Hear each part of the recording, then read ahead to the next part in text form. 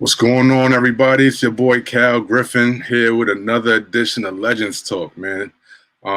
Just wanted to, first before we get into anything, like to, send a shout out to everybody out there who subscribed to the channel, who had, liked any of the interviews, liked any of the posts on Instagram, et cetera, man. We can't do this without you guys showing that love and support. So it's definitely appreciated. Tonight, man, we got a goodie. You know what I'm saying? Definitely tune in, man. New York State, Long Island, just the city in general. Everybody should know this guy, man. He's a bit laid back, behind the scenes kind of guy, man. But everybody needs to know his story, know what he got going on. And with no further ado, man, Legends Talk with Jay David, man. Everybody tune in, tell your friends, subscribe, comment, like, share, all of that good stuff, man. Much appreciated. And again, we couldn't do this. We couldn't do this without you guys. So yeah, let's get right into it, man. Legends Talk, Jay David, everybody.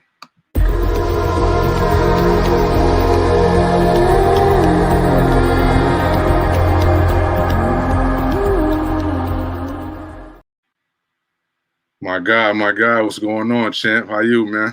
What's up, my man? How are you? How's the family? Everybody good? Everybody's great, man. Thanks for asking. I hope everybody's good on your end. Yes, sir. Yeah, it's been a minute since I've seen you, man. It's been actually about a year or so, man. Actually, last time I saw you was All-Star Weekend in Chicago, and at the Basketball Without Borders event, I think. And yes, sir. Everything kind of went downhill from that point. But, yeah, it was a wrap after that. Yeah. Right, but it's a pleasure. It's a pleasure to have you on our, on this platform. Thanks for having me. Thanks for having me.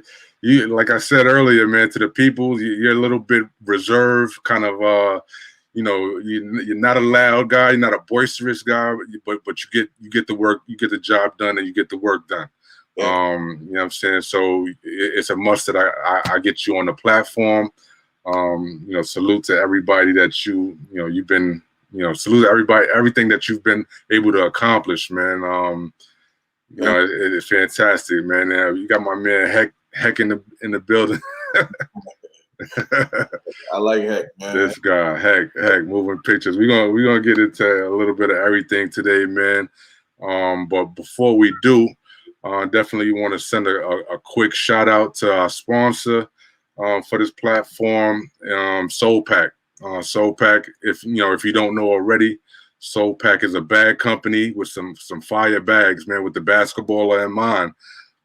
Definitely take a look at what they got. You could visit them on the World Wide Web at the soulpack.com, and then follow their IG page at Soul Pack. But before we get into our interview, I want to definitely get into this real quick commercial, and when we get back from the commercial, we'll get right into it. Yeah. Soul Pack, everybody, check them out.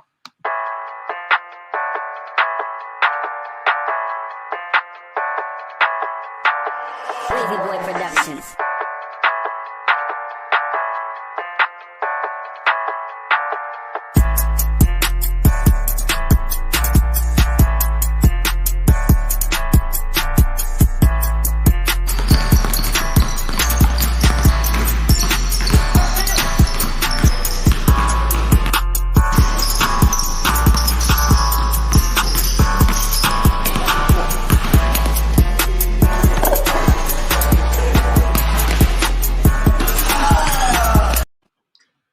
So yeah, that was Soul Pack, everybody. Again, make sure you check them out.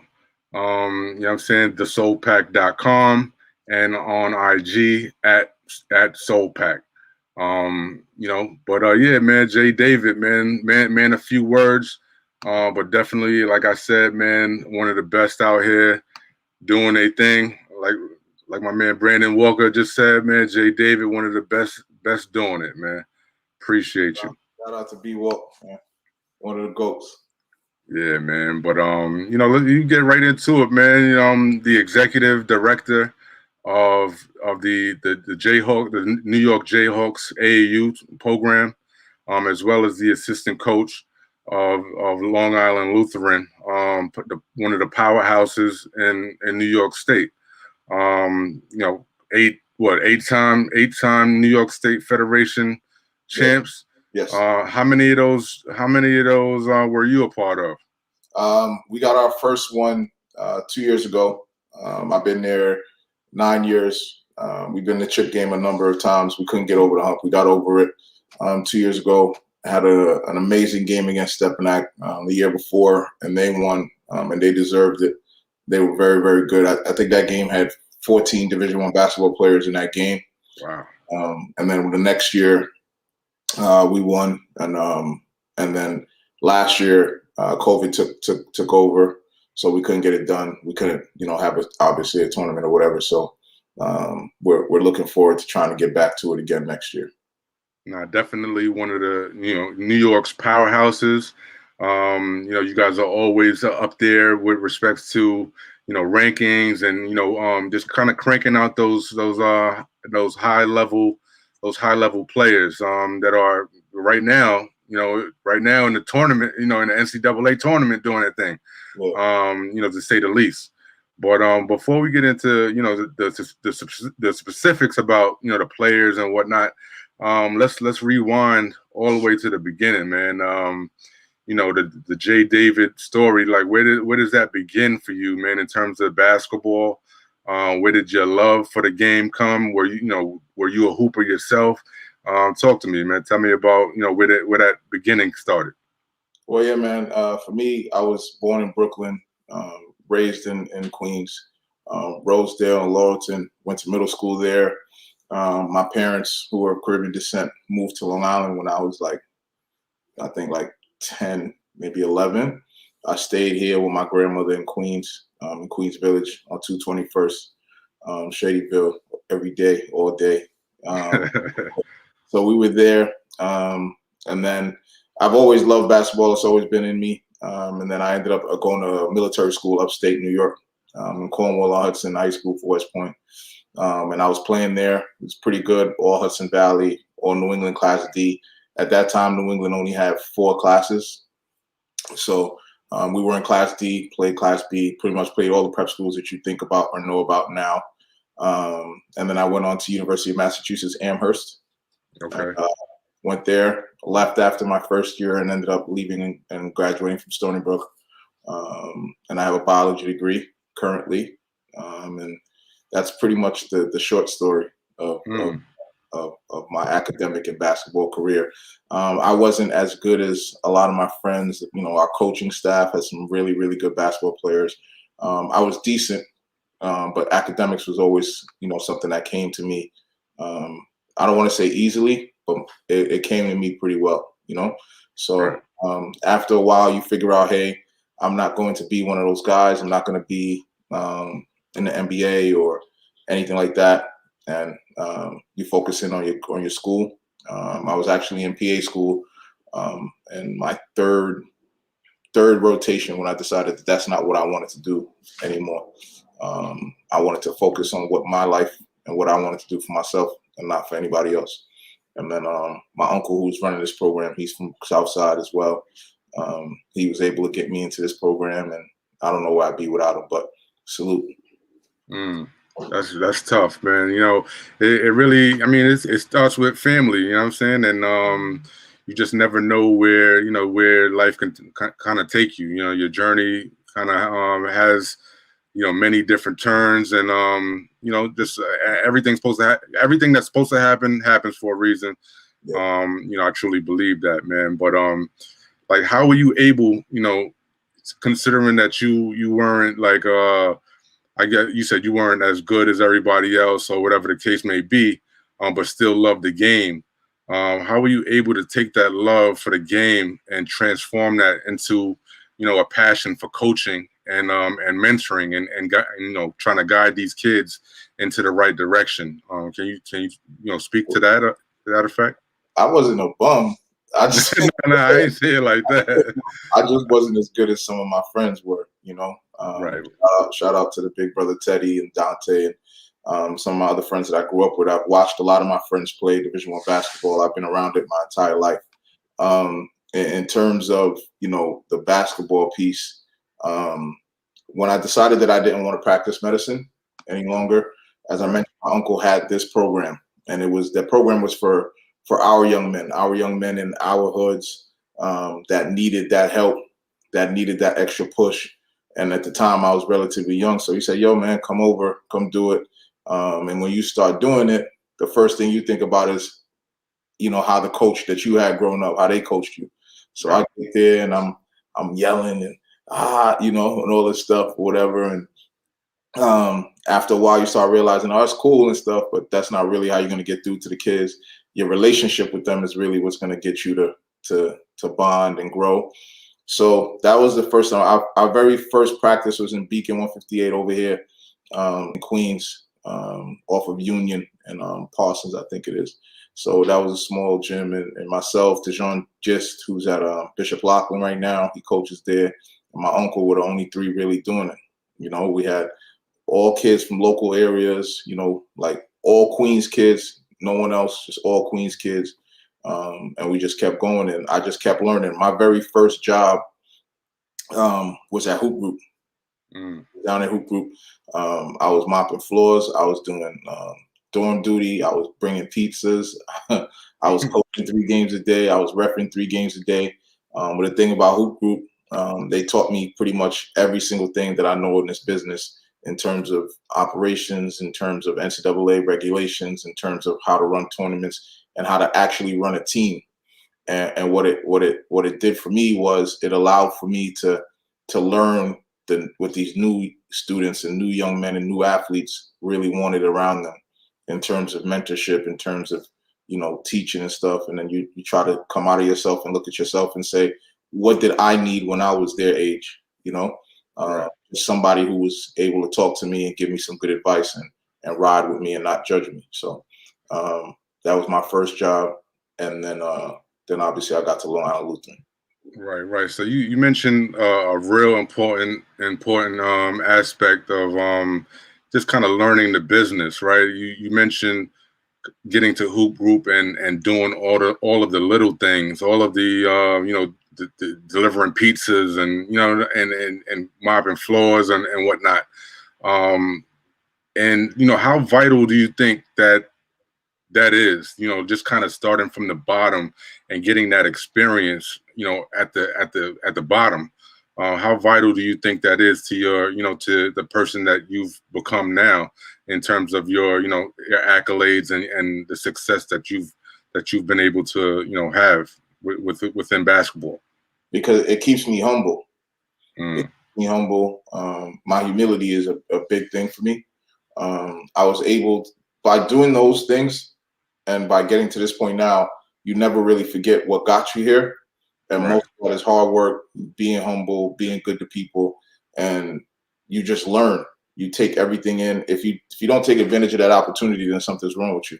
So delivering the pizzas was cool because I would run into kids that I didn't really see during the day at camp. You go, you drop off the pizzas, you say what's up to the kids, make a couple of jokes, you know, shake their hand, leave, go to the coach's lounge. You're there for a couple hours till late, get up in the morning, go to early bird. And quite frankly, like I said, I was in high school, played high school, so you had that, right? But I didn't have much concept of how do I diagram this play for this young man to understand what I'm trying to say to him, right? So you go to early birds, you learn the skill workouts, you learn all of that stuff. And then ultimately, like I said, I ended up here, but those moments are what make me who I am today, because I remember those and I know how to get to it.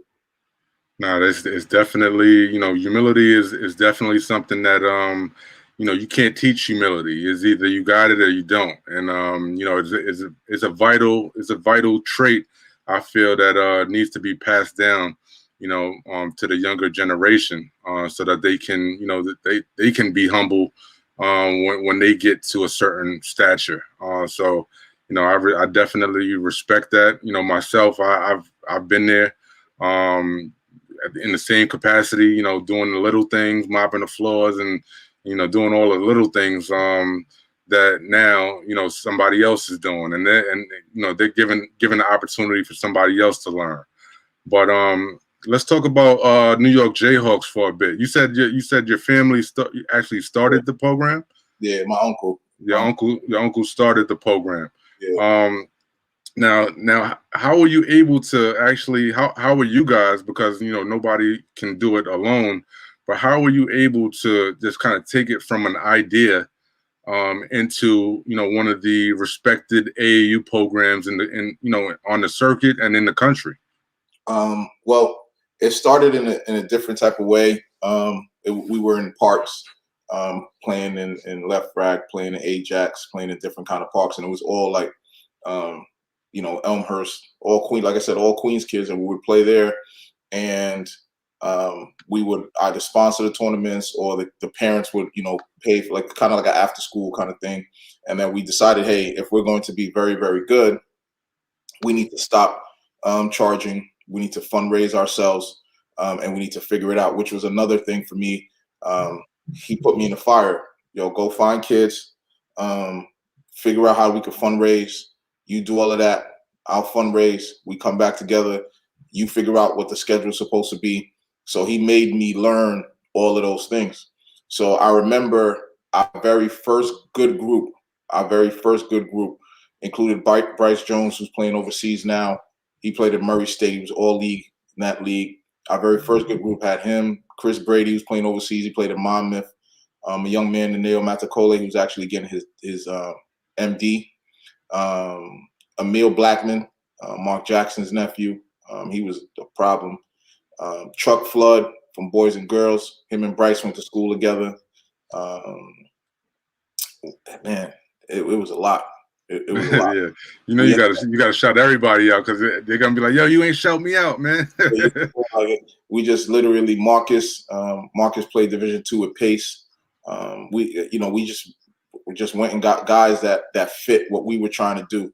Right. My young boy Fink, Tyshawn, he was from the Queens as well. So we put that group together, and then our first very big trip was down to the Super Showcase in Florida.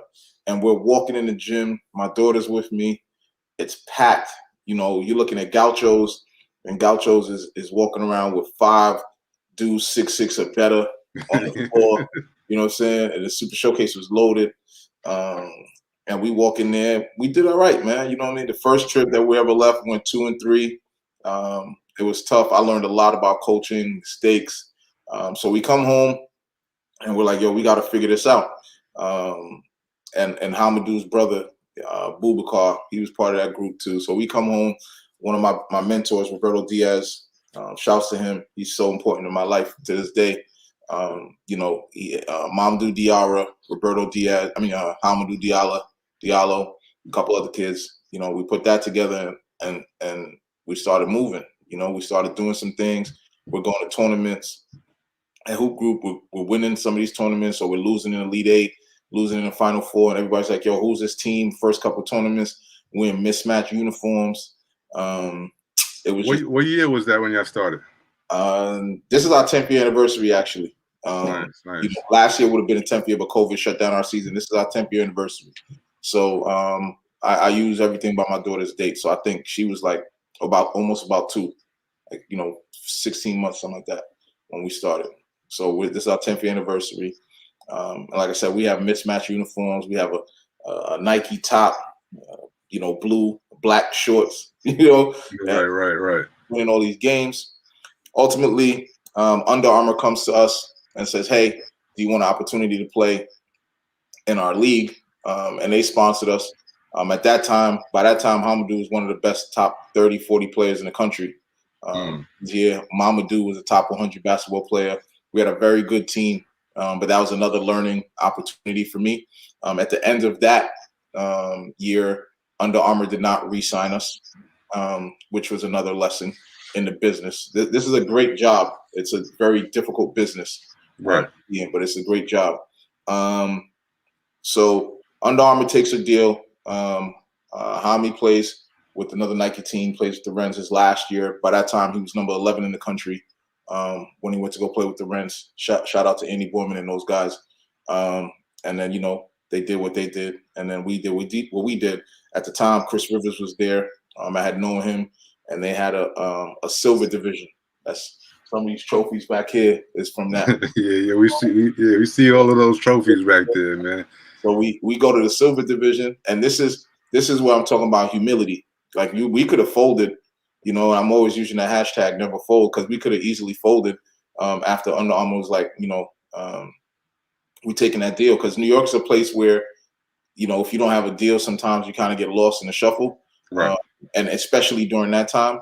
But we didn't fold. We had a great group of kids, Colorado. Shane Gatlin went to Colorado. Jaheim Cornwall, who was one of the greatest Jayhawk point guards ever. He went to Gardner Webb. CJ Kelly, he's at Albany now. That's huge. That's huge. That's huge. Saying that, that's huge, because I know some of the guys that like I said, some of the guys that are currently playing, and they're pretty good. The ones coming behind him and giving him a run for his money, but Ja was like that. Believe me, I was a triple-double machine in Queens, and he killed everybody in the country. We had him. We had Chris Coleman, who went to Robert Morris. Charles Manning, who went to LSU. So we put the group together really strong after they cut us. Adidas didn't sign us that year. The next year we came back with another crew that was super talented. UMass, Bryant, Dayton. It was, Illinois, St. Peter's, Quinnipiac, Wesleyan, which is a high-level Division III school. And we just, we didn't lose our first game until the end of May. And by that time, Adidas was with us, and they've signed us, and they've been amazing for us. And we just took all the lessons that we got from Hoop Group, all the ups and downs that we had while we were Under Armour and not signed, and then we were able to bounce back and get this Adidas deal. And this has been the best thing that's ever happened to us, literally. Like the best thing that's happened to our program and to me professionally and personally too. Right, Jay. So I want to touch on sponsorship real quick, right? Is like you said, currently you guys are Adidas, an Adidas team, sponsored by Adidas, and by the looks of your shirt, you're an Adidas guy as well. Yeah.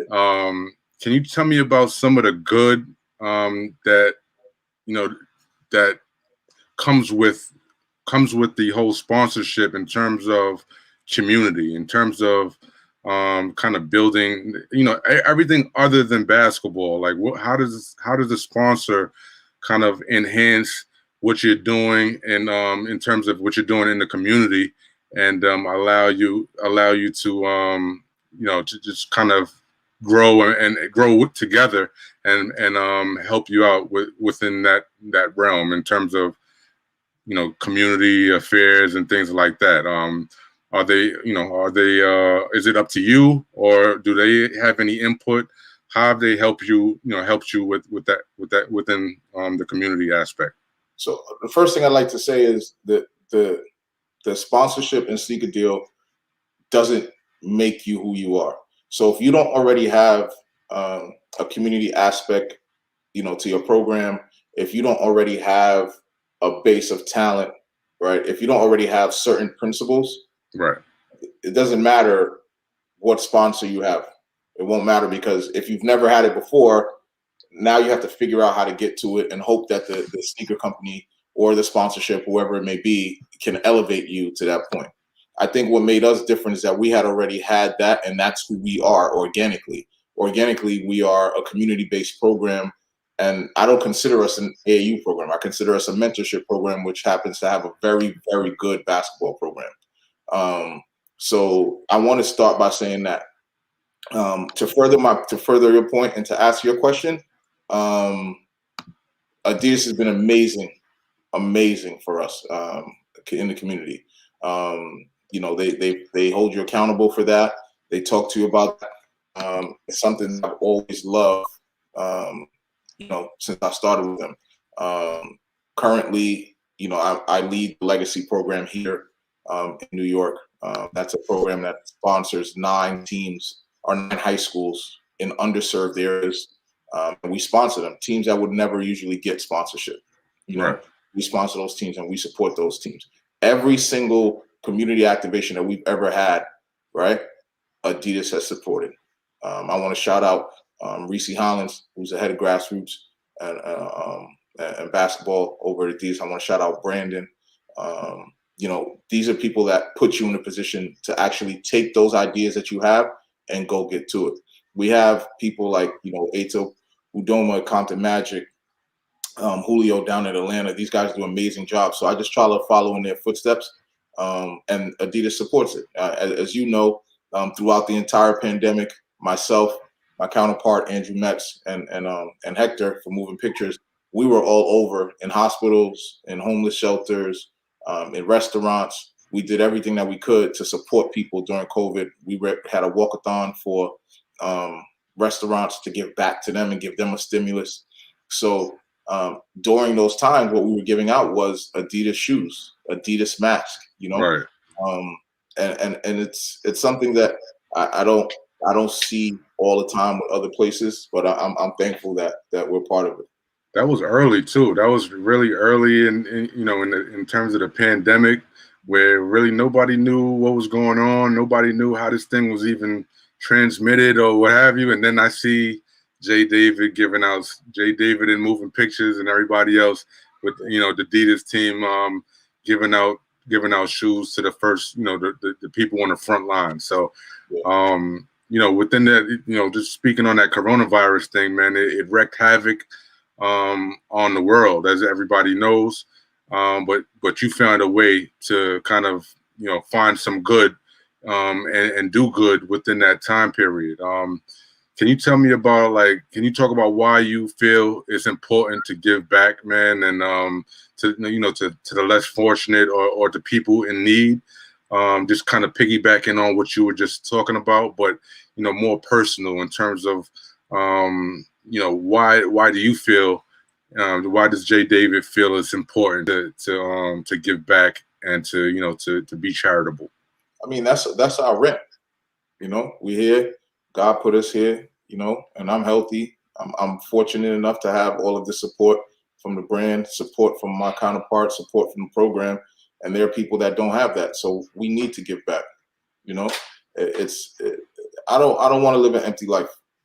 You know, I don't want to live an empty life of just making sure that I'm okay, making sure my daughter's okay, you know, making sure my family's okay. I want to live a life that I could give back to people so they can go ahead and give back to somebody else. And hopefully that keeps going, you know. The last thing you want to do is be around here not being able to help people when you have so much to give. Like, I could walk into our Jayhawks storage right now and we just sitting on sneakers. And I'm walking past people that don't have sneakers. So why wouldn't I want to give them something? Why wouldn't I want to give somebody a T-shirt? Why wouldn't I want to give somebody a coat or something like that? Nah, of course.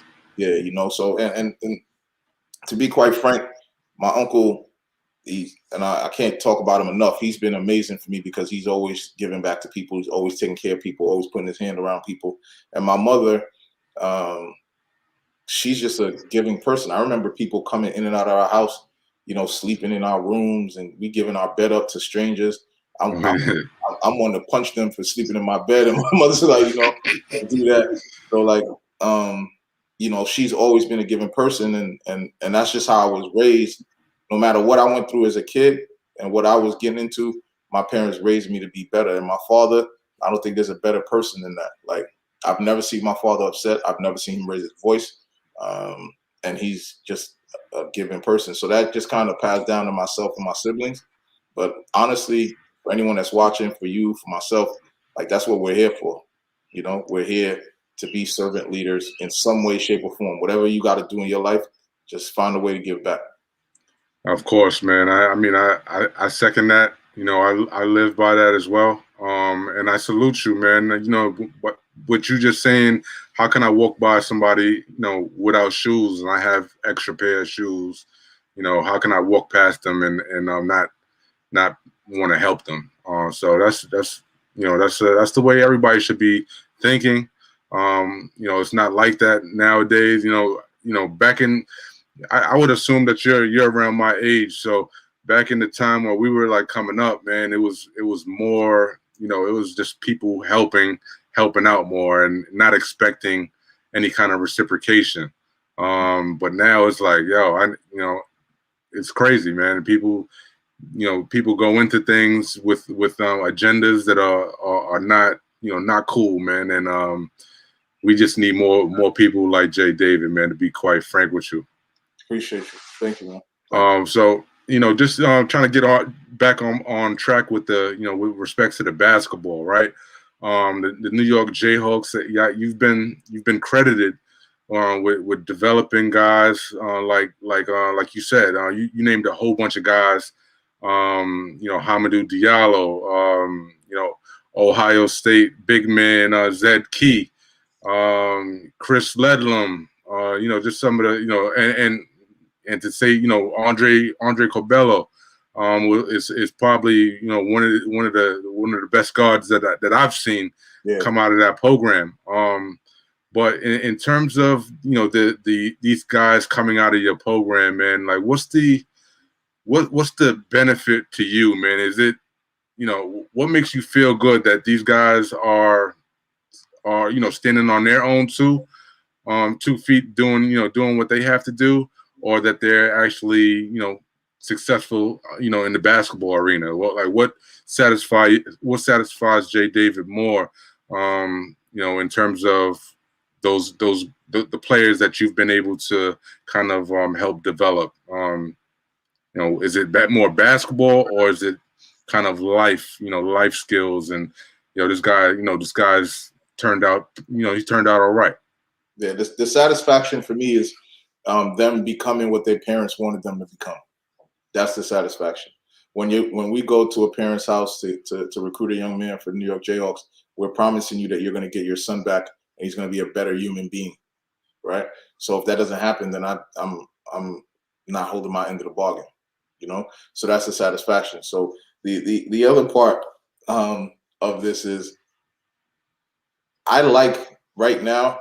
I like the fact that everyone is now paying attention to them, because they've always been unassuming. They come in, they kick your teeth in the game, and they go home. They're not all on the social media, me. They've always been about other people. So now they can get some of their own, their own light, and I'm proud of them. Andre was 6th man of the year, and all freshman team in Big Ten. That's a big deal. That's a big deal. Zed was right there. I think he was averaging per 40 minutes. Zed's averaging like 15 rebounds a game. I think he's at 4 per right now, and then like 9 points a game as a freshman. You mentioned Chris Ledlam. Chris had a very good opportunity to be Ivy League Player of the Year had they had a season this year. Right. He was Rookie of the Year last year. Had a couple injuries and some sickness, but the satisfaction is them being really good men and being able to succeed and reach their dreams. And we have a lot of those kids, a lot of underdogs, a lot of people, they work. They really, really work and get to where they got to get to, and they believe in everything we say to them. Right. So in terms of Long Island Lutheran now, Lehigh, how did you get over there? How did you actually land over there? And right now you're assistant coach, but I would assume that you're one of your goals or dreams or what have you would be to be head coach. Is it, would you want to be a head coach at the collegiate level, or what are you setting your sights on, and where do you see yourself going from here?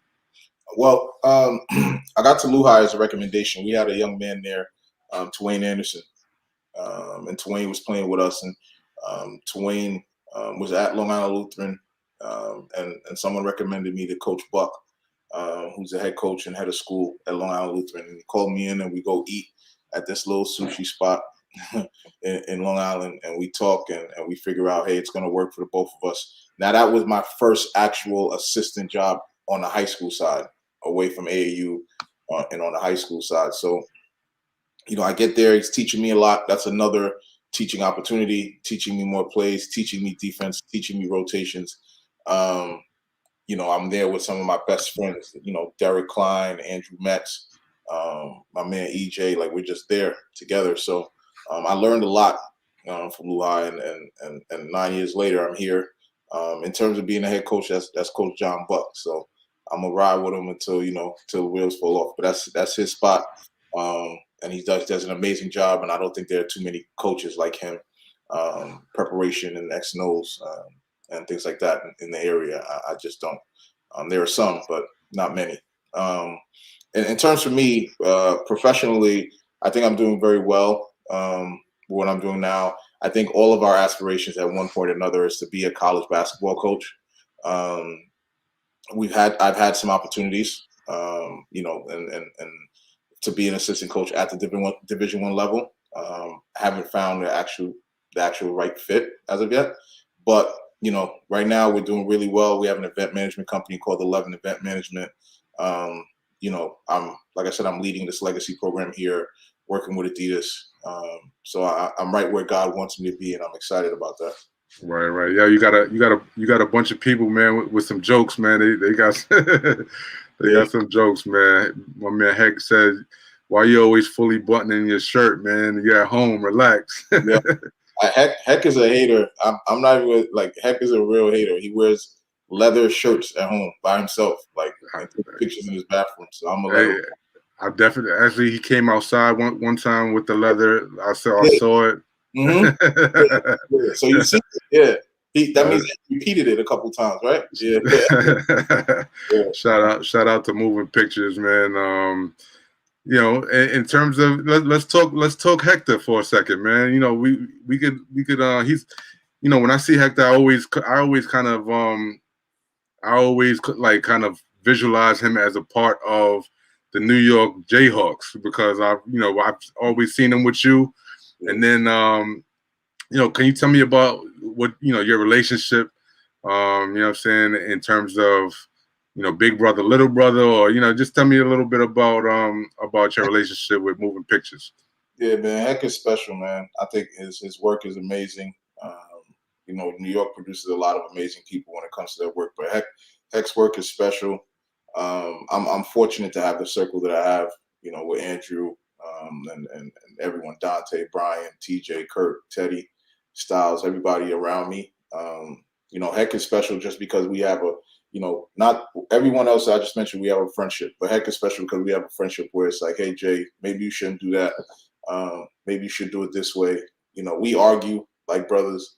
Right. We cursed him out the other day because he don't listen. So, but nah, man, he's a special dude, man, and I really want to see him succeed. He does so much stuff. He does a lot of stuff with other AAU programs. I just think because our relationship, our personal relationship, is so accentuated, and you see it.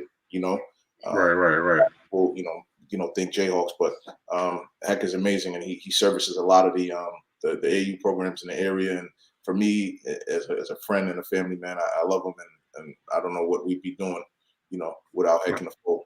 Salute to the Moving Pictures, man. Definitely, somebody said the top one in the game. We got some more jokes, man. TJ Tibbs said, "Is this Horace Grant?" Yeah, TJ's a midget. I don't pay no attention to him. I can't hear him when he talk. You got to send it to me like this. Through the text. Yeah, I got a question for you real quick, man. In terms of, and you may or may not want to answer, but in terms, what is your biggest failure, right? And what did you do? Well, how did you learn from that failure to stand on your own two today? I don't know if it was a failure as more so as it was figuring out how to be true to myself. You go through these phases, and you kind of you're with your friends or people who you think are your friends, and you're doing stuff that they're doing, and you're trying to figure out yourself. Right. But at the same time, you're just speeding through life and not really slowing down. And it took me a little while and to figure that all out. And I think what really helped me was having my daughter, because I think I've been pretty humble most of my life, but she gave me a different perspective on life. She, empathy, which was a big thing for me. She gave me that. And I think that's really where things started to change. And then I started to be true to myself. Who I am, I don't want to be anybody else. I like who I am. I don't want to be loud and out talking about we did this and we did that. If you look around, you see all the work that myself and this program and everybody that's involved in it has put in. The work is actually like guys are getting to it. You can see it, you know? So I think it wasn't really necessarily a failure. It's just trying to understand who I was in life and who God made me to be. No, that's valid, man. That's valid. Like what would people, what's the biggest misconception about Jay David as a coach, as a person, as a role model, mentor, etc.? Well, I was once told I was too nice for this business. Somebody told me, I promise you, they told me I was too nice for this business. And I didn't understand what that meant. And like I said earlier, this is a great job, but it is a very difficult business. And I don't think that being this way is a bad thing. It took us a little longer because we were this way, right? But being this way was a really, I think, that has allowed for us to be this good right now. I say us because it's not just me; it's everybody. So being like this, looking out for people first, not stepping on anybody, not trying to pull somebody else down while I go up or while we go up. Being that person, I'm good with that. So I think the one is just being too nice, being too humble. People think that's a bad thing. I don't think that's a bad thing. Now, it could go either way, but just having the ability to kind of navigate and handle things accordingly. You don't have to be a tyrant. Exactly. But you don't have to stomp on people and and just kill their whole state of mind. You know what I'm saying? Yeah. But piggybacking off of that question, what advice would you give somebody who's wanting to pursue a career similar to the career that you've been able to pursue? Don't be scared to do the little things. I think sometimes we get to a space where we're like, yo, I want to be a Division I coach. Okay. Are you watching film? Are you okay with taking this job that's not paying you that much? Are you okay with cleaning the floors? Are you okay with dropping off pizzas? Are you okay with being, the Daniel son to somebody's Miyagi where you just wax off all day and then, you still don't know what's going on, but it's going to help you get to where you got to get to. I think too many people get in their own way. Just all you have to do is really just work. Take whatever comes with it and just work. Just know that everything that's happening is a part of the growth, of your road. So I think people get confused with that. Like, I don't have that problem. Like right now, if somebody calls me and says, yo, I need you to go do this and take care of that because I know it's going to get me there, I'm going to go ahead and do it, So I think people want to fly by all the steps. The steps are important. You need those steps. Otherwise, it's pointless. No, like you said, man, you have to. Somebody's got to do it, and if not you, then who? You know what I'm saying? Like, if you're too good to, what'd you say? If you don't do it, somebody's going to do it, and you're going to lose the opportunity. Like, right. You're going to lose the opportunity. I remember washing clothes and carrying all the clothes. Like, if you don't do it, somebody's going to do it. People have to be a lot more humble themselves and just work. Don't worry about if the work is tedious, if it's something that you don't think is worth it, it'll pay off. No, that's a fact, man. Just and on the tail end of the interview right now, as we wind down, I want to ask you. You mentioned a couple of people like your uncle, obviously your parents, but in terms of like coaching, right? Learning your coaching style and just kind of developing your techniques and just everything about coaching. Who are some of the people that you kind of studied or that you kind of took a few things from? Who were the people that were most influential within your coaching style and just kind of you establishing yourself as a great coach? Well, John Thompson is someone that I've always looked up to. So I'll start on that side of things. John Thompson. The John Thompson or the John Thompson. R.I.P. R.I.P. to that man. He's always someone I've looked up to. I think I've read and listened to his book twice each already. Jesse Washington, a good friend of mine, he wrote that book. And then I'll go backwards. Obviously, Coach John Buck has been big for me because, on the entire Luha staff, from EJ to Derek to Drew to Coach Darrell, those guys taught me, X's and O's and different kind of things like that. But to be quite frank with you, the people that have actually made me a better coach have been the students in our program. Like they come around. I like Georgie right now, who's at Illinois. Georgie played for us. He's at Illinois with Andre. He plays good minutes there. He'd come around like, hey Jay, maybe this would work.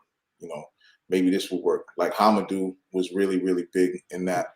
Mamadou, those kids would come and they would tell you like, this is how, this is gonna work for these kids.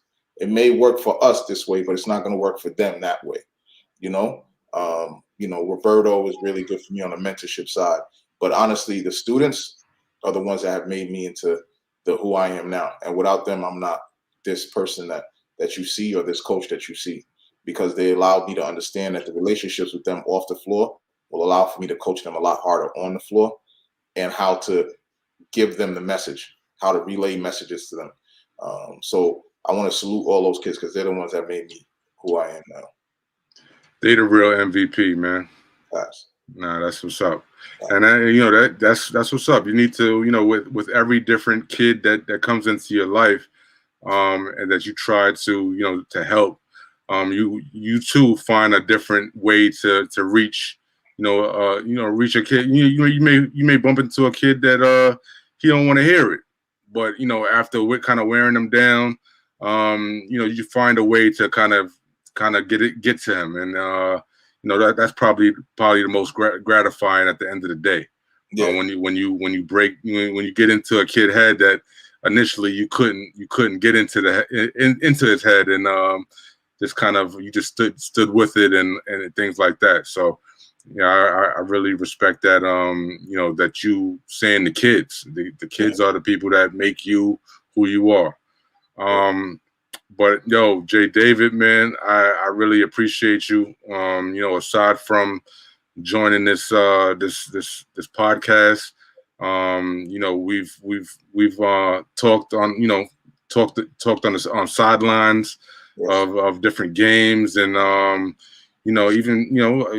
before this Legends Talk was even in existence, you've been a dude that I could come to for support or for advice or what have you, and you always keep it 100. So I appreciate you. No problem. Thank you for having me, man, for real. Where can my listeners, our listeners, kind of connect with you online? Social media. Where can they find out information about the New York Jayhawks and about the Long Island Lutheran teams? Like, can you right now on Instagram it's JDavid_11. Obviously NY Jayhawks on Instagram for the program. All of our events, we're doing Memorial Day, and obviously I know the Collision, which is the biggest tournament in the Northeast, man. Every single, it's a bad tournament, man. Everyone comes at it. So that tournament is amazing. But we have 11 event management on Instagram. That's our event management group. And like I said, our first events for this year will be Memorial Day and the Collision that we're running. So, and obviously we have Twitter. So it should be a big time year, and I'm extremely thankful that we have the opportunity to do some things, and thankful that you gave us this platform to go ahead and talk about it. Hey man, anything you got going on, I fully support 110%, and I mean that. So, and with that said, man, anything you have going on, man, just feel free to reach out to me, and I'll plug it the best way out that I can, and we can get some more eyes on it, and just keep it like that, man. But I appreciate you again taking the time out of your schedule. You know what I'm saying? Definitely, we'll definitely catch up, offline. Yes, sir. But again, man, thank you. And everybody, Jay David, everybody, round of applause. Thanks for having me, brother. Thank you. Have a good one, big dog. Appreciate it.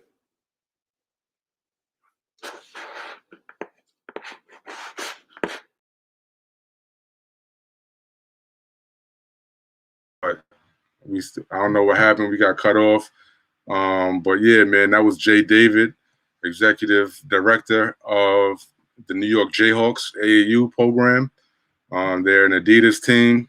Check them out check them out everywhere that they play. Definitely, check out Long Island Lutheran. They're definitely probably going to be one of the best teams in the country for some time now. So check them out. Jay David, Long Island Lutheran, New York Jayhawks. Legends Talk, everybody. Thank you for joining us. We're going to be back very soon with another edition. And appreciate y'all, man. Tune in. We out.